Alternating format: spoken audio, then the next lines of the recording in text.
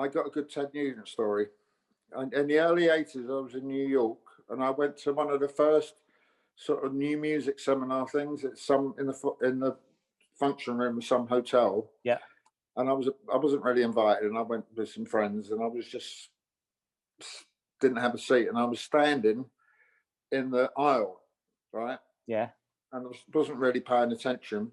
But what had gone on while I was standing there, because I was chatting and I'd had a drink, was that they'd invited Ted Nugent up to the stage and told everybody what a great, wild, crazy, doesn't give a shit kind of guy he is. But I was oblivious to this because I was chatting. And he walked down to go and get an award or something like that. And as he walked down with his Cuban heel shoes, he trod on my foot. And I went, "You fucking cunt," because it hurt, right? And do you know what he said? And this is the real crazy, crazy wild guy. He went, "Hey, sorry." And the whole audience went, "Hmm." Yeah. So anyway, welcome to the show. Welcome to Laughing Monkey Music Show. Thank you for giving me some time today. Oh. I've done a lot of research, and prior to this, actually, a lot of confusion out there. I know initially when I talk to artists and as I've done some interviews, and everyone, when I mention your name, gets excited. And this is God's honest truth. Very influential. But what's really crazy is a lot of people still, at different levels of the music industry, still don't get your part in the Sex Pistols. Like what you recorded, what you didn't record, what you got credit for. Like some people think Sid was like some mastermind, and I'm not going to disparage him, but he's more of a puppy. He just was kind of his own thing. But as far as musicians go, it's still not a lot of clarity. Like people don't really get how much you did. Well, there you go. What can I say? I know, and it's kind of frustrating. And I'm like, I was just talking to somebody the other night about, and they're like, "Oh yeah, I like Sid." I'm like, "Yeah, but Glenn wrote the songs. Glenn was really, I didn't write all the songs. But you wrote the songs. You were involved in the album. That as a band, you created those songs. Yeah. I had a good part. I had a good hand in writing all the good bits. Right. So, and but you know what? I will tell you this now. I know you're probably more Sex Pistols centric, but that was a long, long time ago, and I've done lots of stuff, with varying degrees since. One of my all-time favourite things I did, I got the bands that I used to stand in front of the mirror when I was 14, pretending I was in and playing. I played with them. Faces?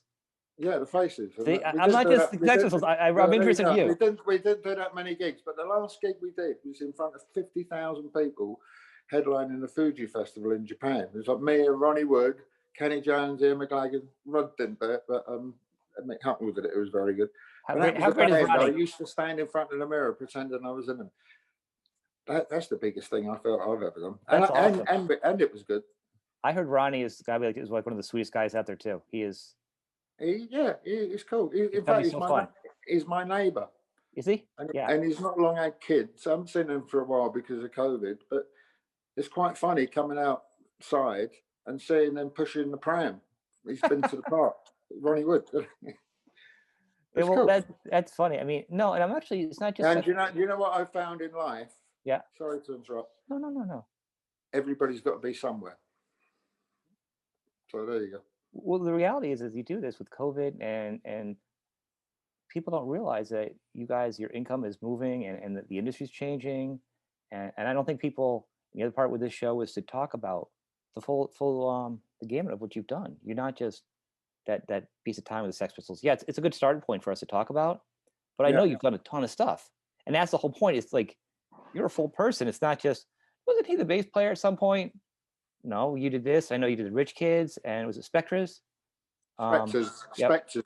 Sorry, say it wrong. Except, we came to the States. It wasn't one of my biggest runaway successes, but it didn't help when we got off the plane. And the Spectre means the same in English as it sounds in America, but you spell it different. Yes.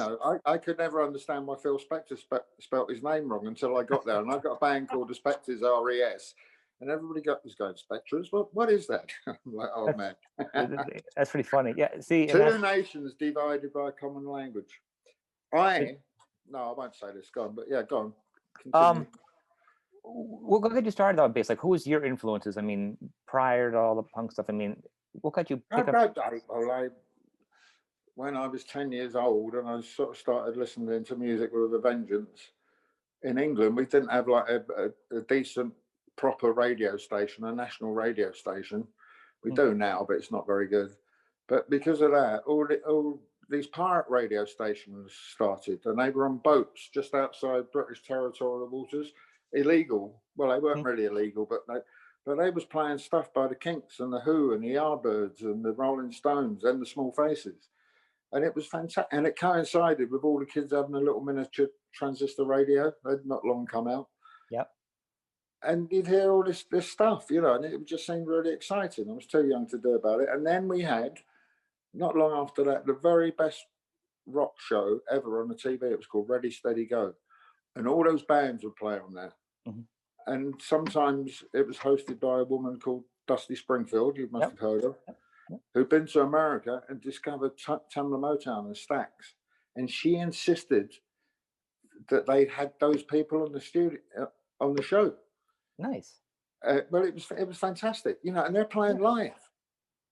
And it was like, wow, you know, and all that kind of, that 3-minute pop song that's of some kind of consequence, it just sunk in. And that was what got me going.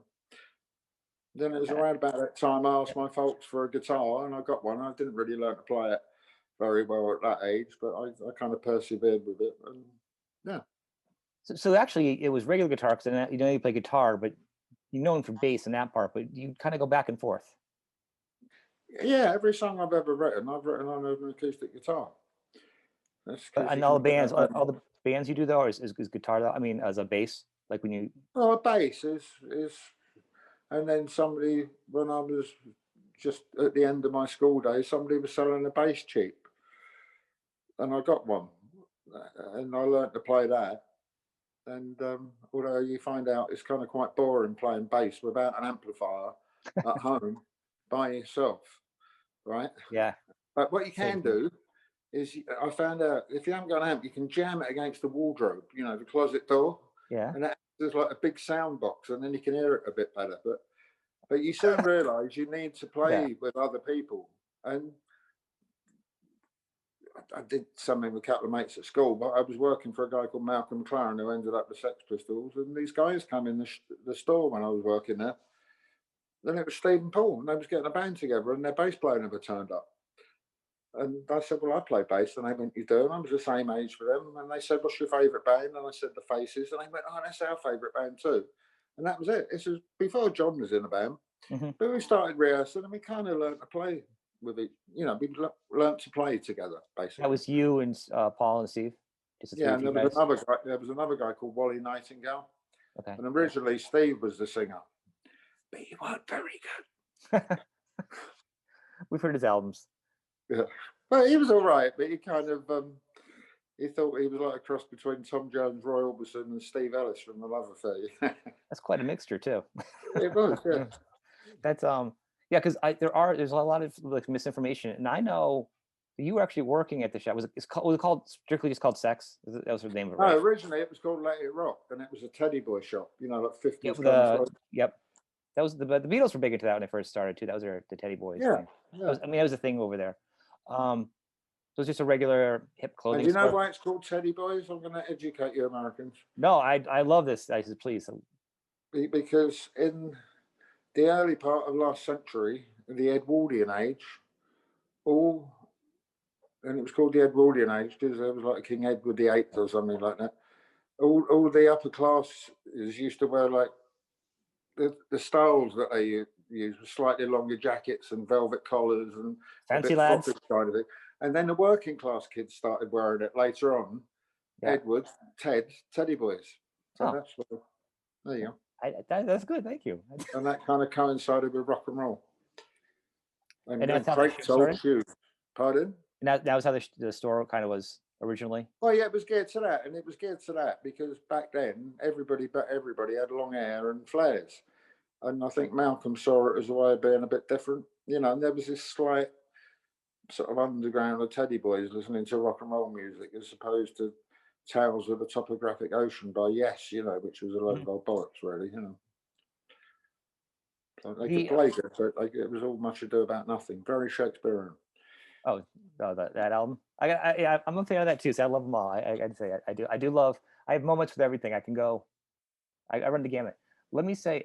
So the shop you had the bands. There were other bands in there, right? I mean, they were playing in that time period. Like, what the bands were going on? Was there other artists that you were like what was the scene? Here's the thing.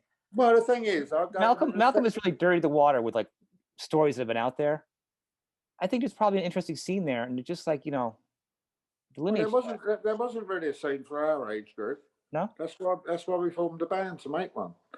I mean, there was the Faces we liked, but they were playing at Wembley Stadium, or I'd be off on tour in America, so they weren't around very often.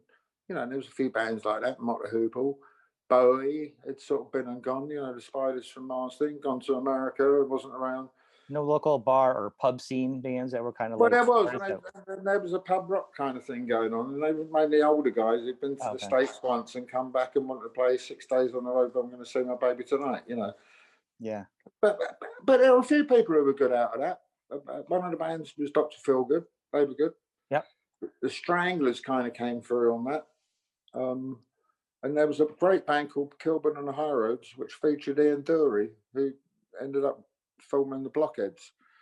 But I heard of them. I'll have to look that up after. They're good. They did a great single called Rough Kids that Chris Thomas produced. But when they got their little record deal, they came in the store because Malcolm knew them, and I actually measured them up for their stage clothes. Nice. That's your first taste of rock and roll? If you see Ian Dury wearing, in the early days, wearing a dark grey, double-breasted gabardine zoot suit, I was the bloke who measured them up for it. So I say I've been around. I guess you have your hands are in everything. So from there, so let's say you went in and see, and the other thing like that, I did some touring with Sylvain. Yeah. And I said, and he met Malcolm in America early on. He got involved with the New York Dolls. And I said, where did you meet Malcolm? And he said, well, we met him at a clothing convention. I said, what on earth was you doing at a clothing convention? He said, what was I doing at a clothing convention? He said, I used to have a jeans store. Do you know what? I sold a pair of dungarees to Janis Joplin. He was really proud of that. And because they were, on the scene more than Malcolm, they were going to a gig and they invited Malcolm along. And that's how he got him. He'd heard about the New York scene, which we didn't really have over. And he told us about it. But all the bands that he saw hadn't made any records. We had no idea what anybody sounded like. We just saw a few pictures of them. And it kind of influenced us a bit. So it was all sort of mixed in there somehow. What I think is interesting, so like obviously you worked for Malcolm, and then by default you ended up getting with the Pistols. But then the story goes that you and Malcolm and Johnny kind of didn't go that good. So you kind of moved on. Yeah. Is that kind of true? I mean, it was kind of pretty much true. Yeah. When I was in the band, it was kind of like a band by the kids for the kids. Akin to the early Who or something like that. That's the way I saw it. And then Malcolm wanted to turn it into this media exercise, which I didn't really see. I want to be part of.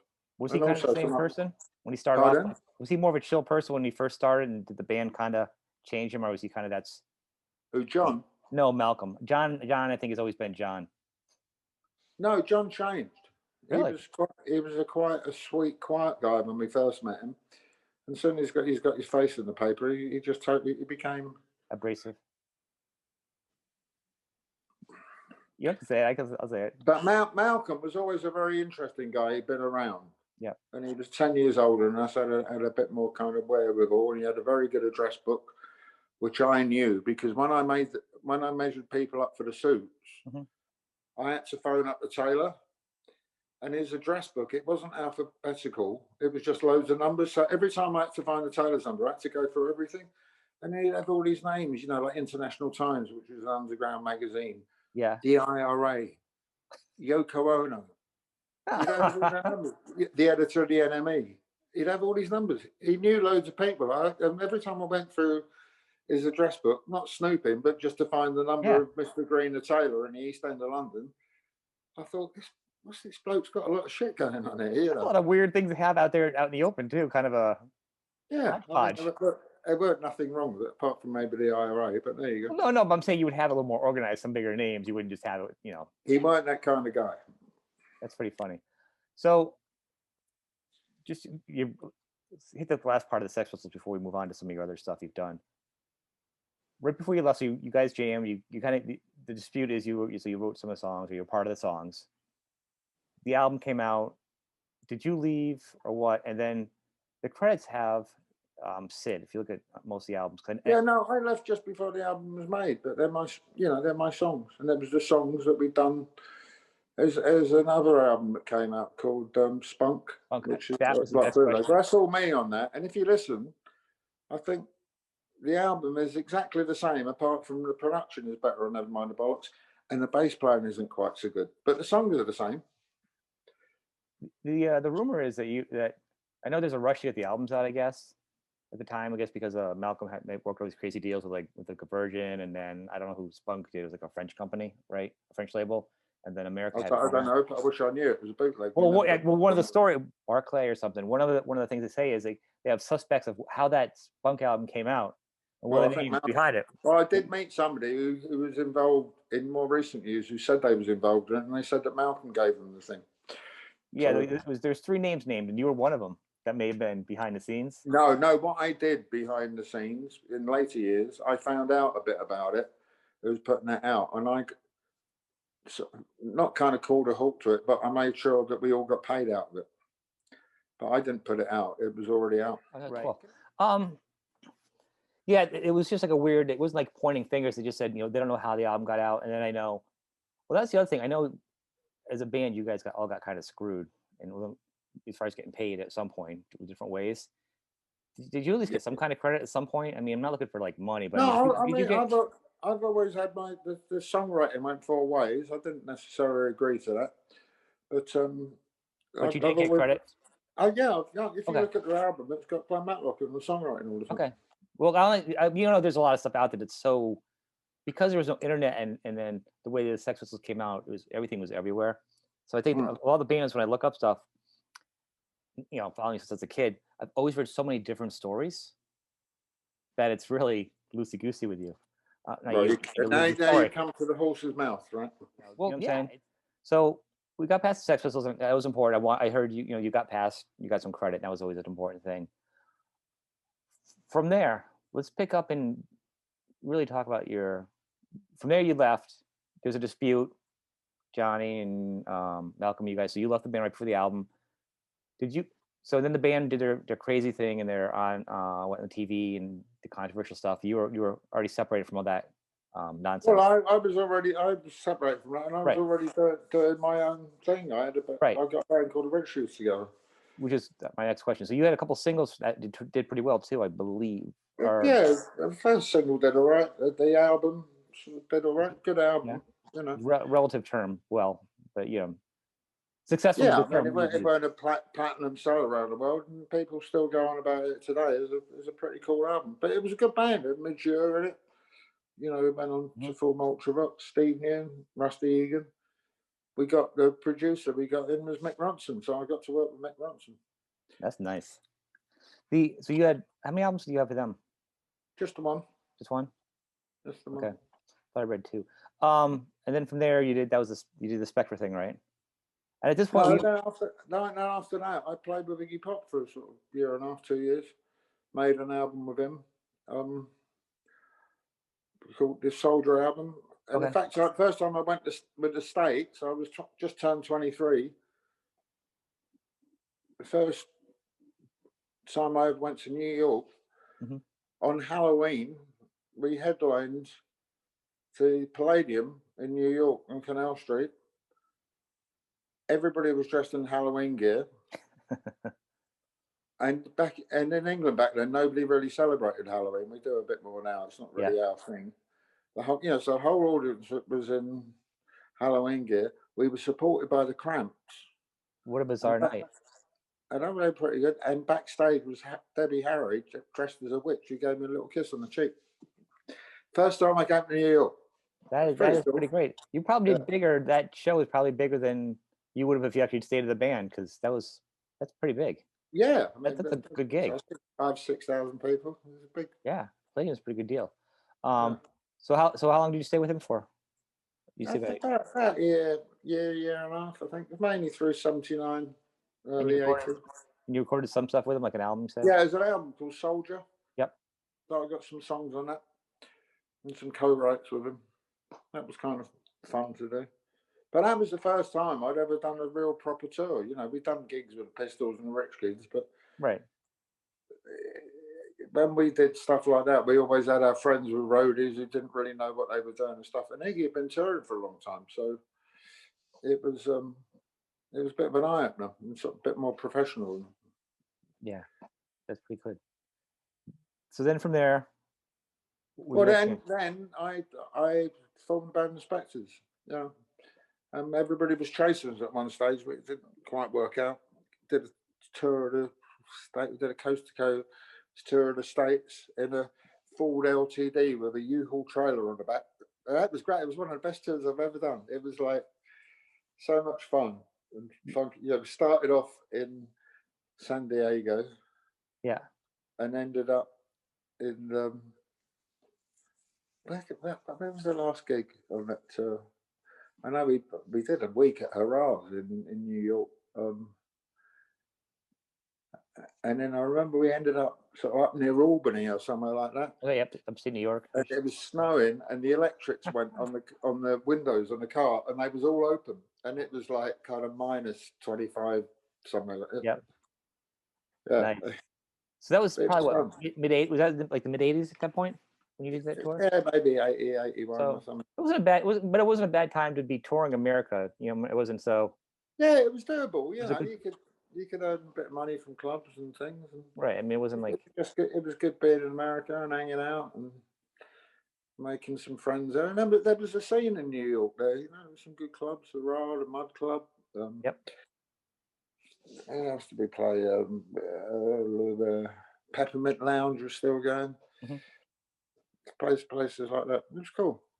And you had earned your street cred with your name. Plus, you know, I'm sure it didn't hurt what you had done before. I mean, as far as New York, when you hear your name, you're like, oh yeah, at Sex Pistols, you get kind of props. So it probably made it easier. It's a double-edged sword, you know. It's a double-edged sword. It's not. I'm not this proud of it, but you know, everybody thinks they're going to get Anarchy in the UK all night long, and I'm interested in other kinds of music, you know. So, well, that's what's really interesting because you have done some different types of music too. Well, I play both rock and roll, you know, as they say. Well, I know, but so like at this point you're touring. What are you doing now when you play? Well, what I've been doing now, I've got my own Glen Matlock band, but I've made several albums over the past few years. I've made a new one at the beginning of this year, but it's not come out yet because of what's been going on. But the last album, I made it with Slim Jim Phantom, the drummer from Stray Cats, who's a friend of mine. He's great. And Al Slick, you know, from Bowie and that. And then Slim Jim's not on this new album because he was doing what he's doing in the States, but Al was over and he's on my new album. And in fact, he was here in this flat through lockdown. He got stuck here. We'd been touring, but we've been touring quite a lot, you know, doing stuff in England and abroad. We went and played the Fuji Festival in Japan last year. Yeah, always doing stuff, you know, and I do like a mixture of band stuff and just solo shows. I quite like playing solo stuff by myself. It always goes down well. You know, I've done Glastonbury and Montreux Jazz Festival just by myself. In fact, I did the Montreux Jazz Festival a few years back, about 3 or 4 years ago. And I was only there like one night, and there was all these other people on. And when I did my set, I went out and was signing some things to these guys. I said, "You seen anybody else?" And they said, "Yeah, we went to see Neil Young." I said, "Well, how could you do that?" Because I wanted to see Neil Young playing, but I couldn't because I had to do my gig at the same time as he was. They said, "We went for 4 numbers and then we came to see you." Good mates. I thought I'd better spend some time signing some stuff. Yeah. it sucks when they do that shows. They kind of stack them against each other, so you have to choose. Kind of hard. A lot of Yeah, people. it was like It's like it was like a few years back. I did some CBGB festival in New York, and it was all in different clubs and venues, different sized venues in Montreal. But that was cool. So a lot of musicians have a hidden talent or something they like to do, like they paint or they're really good cooks. Oh, I'm not bad cooking. Are you? Yeah, What's your best dish? I don't know, it varies. I'm quite good at lots of things. I've been doing a bit Italian style cooking, and I cooked. What did I cook the other night, which was good? It was rainbow chard and anchovy pasta and pasta. It was great. That sounds good. Garlic. Yeah. And Really now what I've learned, and I've been cooking for years, but I've learned to not be afraid of cooking and not to be afraid of just cooking it a little bit. You know, before you got in England, it's like make sure the meat's cooked, make sure the peas are boiled. You know, you don't really have to do that. You know, that's great. I mean, I think it's fun because it is a lot of musicians are either they cook or they paint. Also, that they're really well. I used to paint. I mean, that was one of the things that I did. I went to art school at the same time as I was getting the Pistols together with Stephen Paul. And the same time I was working at Malcolm's, and I quite enjoyed painting. But I only really went to art school because I'd read that all the bands that I liked had started off in art school. So I went to art school to try and find a band, but I actually found the band after that. And then the very first show that we did was at the art school, which I organised. So I took the band to the art school and not the other way around. You know? Yeah, everyone else does it the other way. It feels like every story from a lot of English bands they all start out with the art story. Well, just like everybody in art school in England went to became a band. Yeah, but the reason that is because most people in bands are kind of lazy sods, right? Most people sort of finish school, didn't really know what they wanted to do, and going to art school, it brought you a bit of breathing space. Plus, I didn't get it because it had changed by then. But in the 60s, you used to be able to get a grant from the government, so you would get some money, not a fortune, right? You get a grant, so you had a little bit of money coming in, and art schools were like kind of hotbeds of ideas, you know, sort of later teenagers trying to find their way in the world, and they're interested in that, and then you meet somebody who's interested in that. And at the art school I went to, it was mainly working class guys like me, and very rich debutantes, you know, their father didn't know what to do and sent them there as some kind of finishing school. But it's nothing wrong with that, because it was quite a kind of it was kind of quite a rich stew, you know. And then I found in life, you know, with artists, they always need some kind of patron, and they're the kind of people who set up galleries, and then they might get the guy that they used to go to the canteen with, who they liked his paintings. Well, she was never good at painting, but her dad set her up with a gallery. Oh, I'll get Fred, you know, who used to do those kind of dystopian abstract vortices kind of things. Yeah. I see if he wants to do his first gallery opening with me, and then it takes up. That's how these things work, you know. It's a bit like sort of a Parisian salon in the 20s or something like that. It makes sense. I mean, there's a lot of creativity. I went to college. I went to college for recording and producing early in my life, and it was a recording and producing and video school for the one section, but they also had an art school with it and fashion. So it was in one building in Atlanta. It was very eclectic, very creative. Right. And that's where I see the tie-in with like art and music, and actually with cooking. It's all creative on some level, you know. Yeah, it's creative on some level, and I think the one thing I got from art college was you know, if you're going to do something, you got to reply. You're going to do something well, you got to apply yourself to it. You know, you can't piddle around. You got to get on. A couple of my mates I went, you know, I got into the degree, although I didn't finish it because I got involved with the Sex Pistols. You have to do a foundation course where you do a bit of everything. And lots of my friends who were kind of pretty good, but when school finished at 5 or 6, say, they all went home to have their dinner. And then maybe we'd meet up later on. But my parents lived too far out. Yeah. And it wasn't worth. So I would stay there and paint until the college actually shut at 8 or 9 o'clock with a couple of other people, and then meet up people to go to the gig. But all the people who stayed behind, they're the ones who got accepted in the degree thing, and the kids who went home to have the dinner with their mum didn't. So there's like a story in that somewhere, you know. It makes sense. I mean, I think like when I went to school, I'd teach loans and do my same thing. After class, I was a custodian at the school to help pay for it. All the kids that the parents paid for stuff, they went home, they did this and that. I worked there or whatever. I went straight through. A lot of those guys, they dropped out. You know, No, no. I had to pay. I had to work. I mean, I was sweeping up cigarette butts with the same guys I went to class with hours earlier to pay for it. So I'm gonna pass. I'm going through. You know, and yeah. Well, there you go. That's why I was working for Malcolm. Yeah, it's a working class. Yeah, it wasn't for the love of it. It was because I was trying to earn some money. You know. Do you think? Did you? So with the art stuff, did you do a lot of in your own publications, like promotional stuff? Did it carry over and then you're done? No, I like to kind of delegate a little bit now, and I think gone's the time. And every now and then I pick up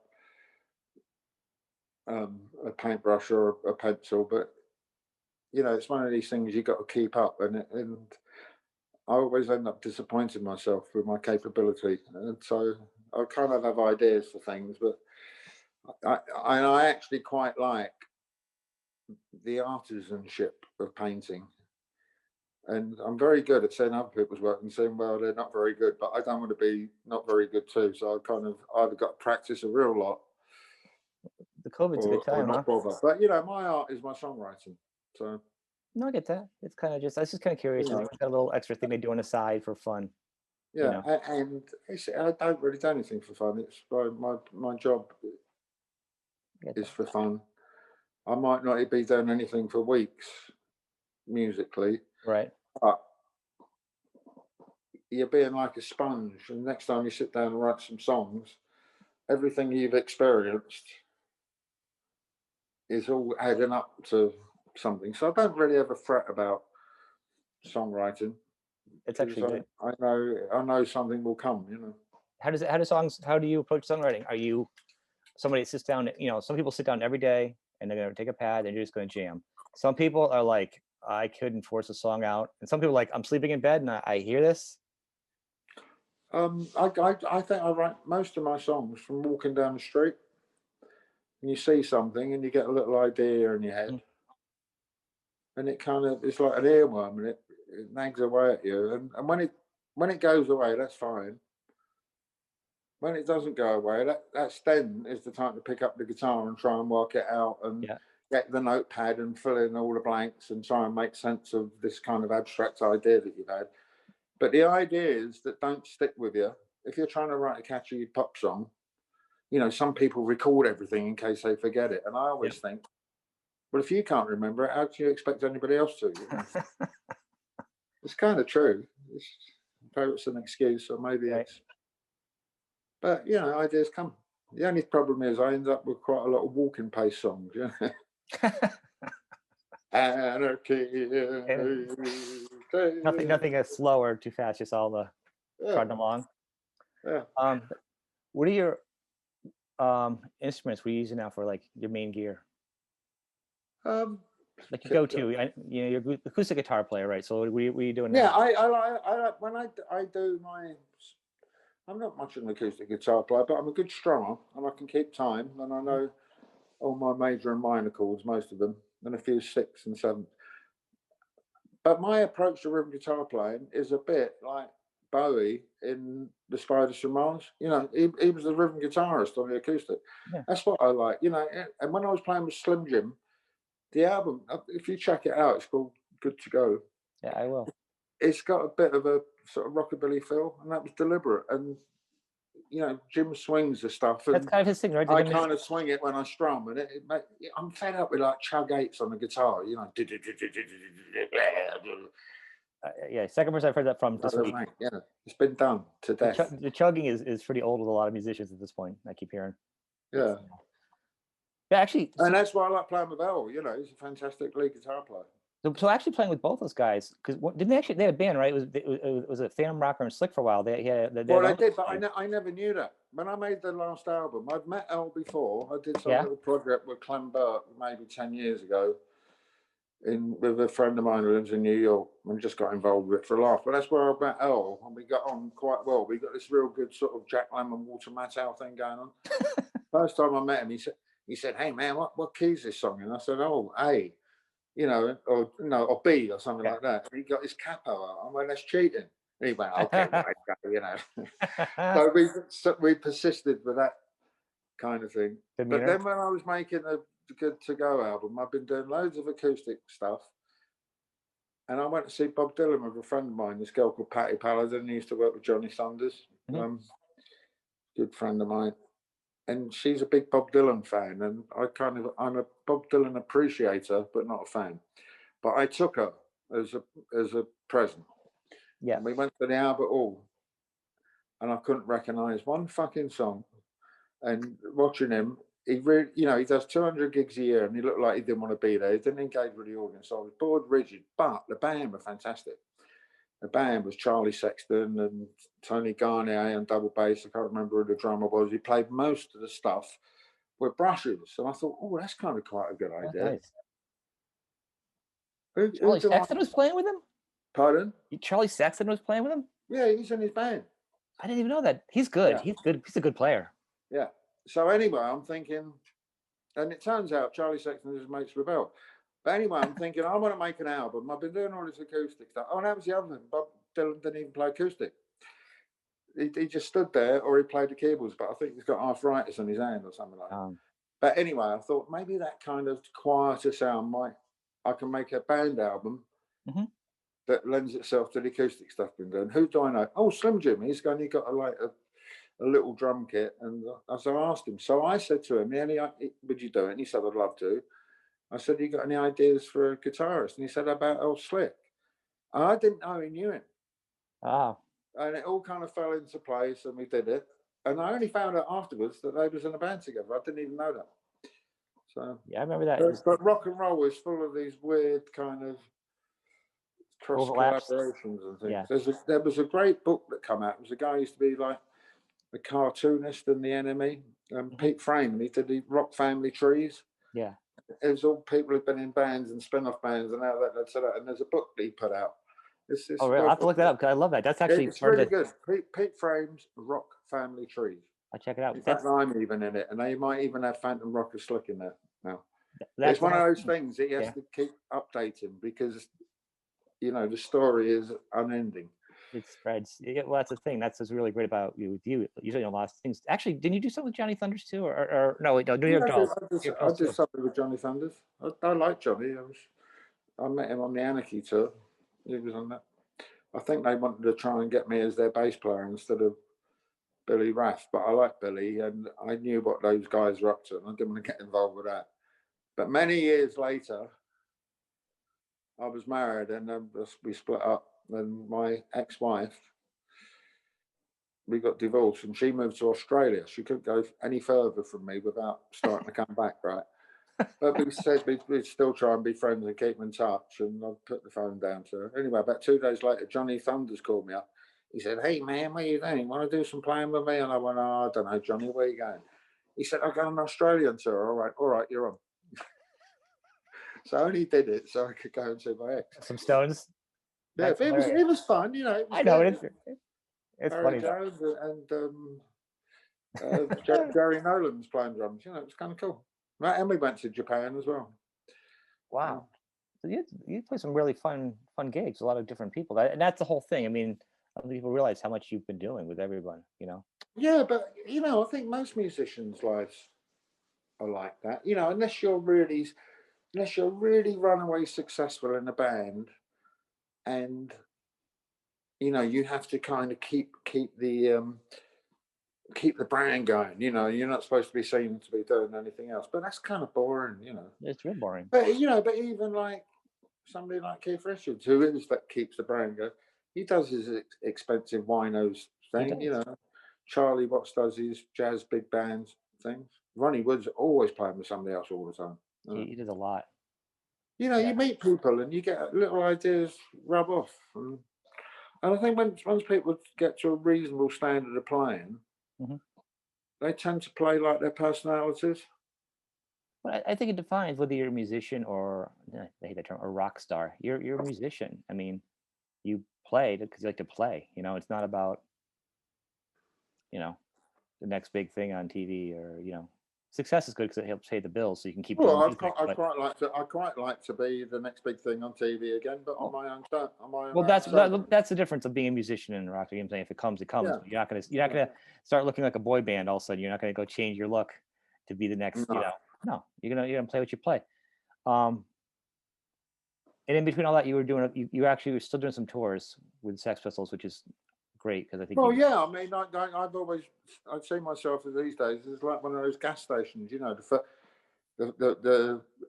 the first and last gas station on PCH1. You know, I was the first bass player and the last bass player.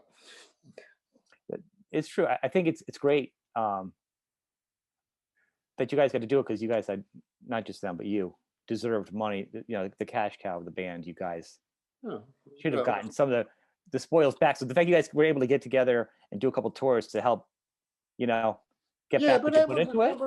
That wasn't the only reason we did it. I mean, when we first reformed and we did the Filthy Lucre tour in '96. I mean, we was only just pushing 40. I mean, we're in our 60s now, all of us. In fact, somebody said something the other day, I was working it out. I think it was longer or about the same from when we first reformed in '96 as it was from when we reformed in '96 to the original time. It's a bit like this. It's a bit like, you know, when your parents talk about this. Well, perhaps you're younger than me, but you know, the parents here always use. Well, you wouldn't know this. Well, maybe perhaps they talk about the Vietnam War or something. But over here, our parents and your grandparents would always talk about the Second World War. Yeah. You know, and you think, why are they going on about that? But like in the early '60s, it was like, well, 45. It was only 15 years before then. And punk rock was 20 years before. You know, it's like, wow, that was that long ago. Because, you know, both my grandparents, my grandfathers fought in the World War, so I grew up in the house with them, living with them. So yeah, I heard the same story. So that's a long time ago, man. I'm getting old. Time's just creeping up, huh? Can't do nothing about it.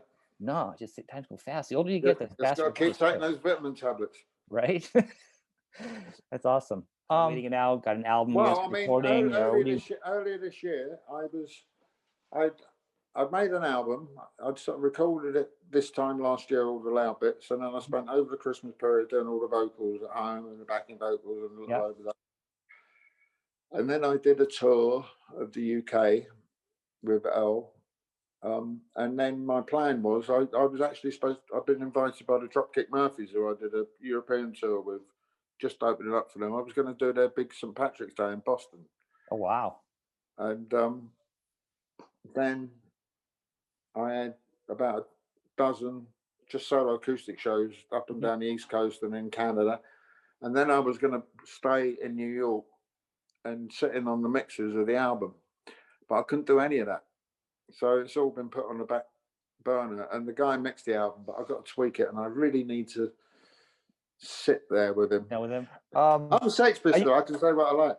You can. Well, I was trying not to just clump you in that thing. That was the whole point. I'm trying to make you as Glen Matlock. He also did the Sex Pistols. I know it does, but I'll be honest with you. It's not about. I don't want to just lump you as, you know.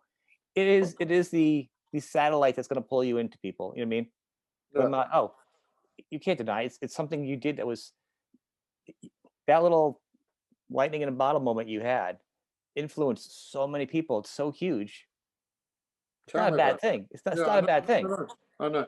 But I'll tell you one thing. I've just been asked to maybe do like a podcast series or something that I'm talking to some people about. And I wrote a book, which you can buy. Perhaps you want to just plug. I was a teenage Sex Pistol. I will actually. Why don't you call that as the title of the thing? I'm like, oh. And then I thought, actually, I could call it. I was a teenage Sex Pistol, but I was a teenage Sex Pistol, but and then you can go off to anywhere else you like. I like that. Yeah, I will promote the book. So I was a teenage Sex Pistol, but you know, I think there's all this other stuff. I mean, my favourite all-time record, I think, at the moment, and it all depends on what side of bed you got out and on, but I think it's Grooving by the Young Rascals, and I keep saying, you know, it's fantastic, best fantastic pop record ever, I think. I like pop music, but it's got to be of some kind of consequence, but that consequence doesn't always have to be, you know, bringing the government down. No, I get that. I mean, that's the point of music. Everybody has their opinion on it. And everybody can love it for different reasons. Yeah. The best part, though, I think with me, is if you, even if it's serious music, that the artist afterwards can take a kind of laugh at themselves or like a smile. You know what I mean? When you're just too serious with the entire way through about your art and just who you are, you know, gets a Yeah. little dry. Gets a little dry. You gotta be able to take the piss out of yourself once in a while.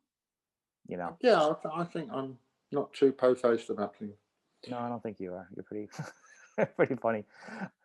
What about streaming? You do anything streaming? I know some artists are doing that. Well, I did when Elle was here. We did some Facebook Live things. Yep. But if you go on my Facebook page, I think they're still up there. You can. All right.